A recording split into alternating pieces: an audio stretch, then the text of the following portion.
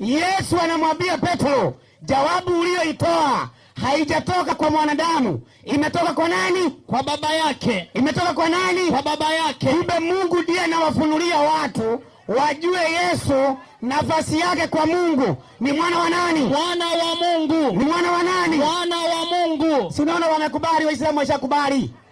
Kwanza wamefuatilia, wameshangilia.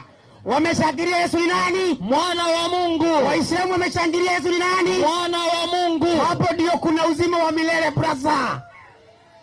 Hapo ndio kuna uzima wa milele. Msomaji, mwalimu, waraka wa kwanza wa Yohana 5 mstari wa 4 na 5. Kwa maana hawa wajui imani yetu. Leo ndio mtajua leo. Leo tunawapeleka shule. Leo tunawafundisha na ninashukuru Mungu mnaelewa.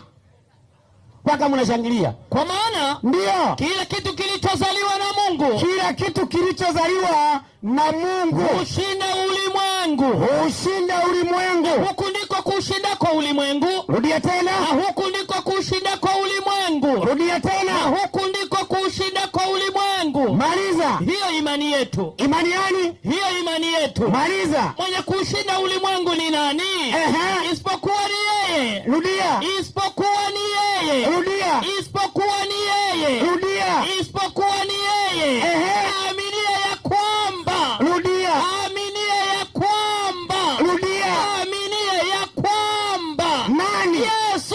Rudia.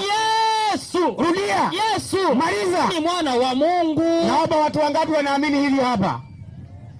Sasa wale wanaamini hivyo mkono juu.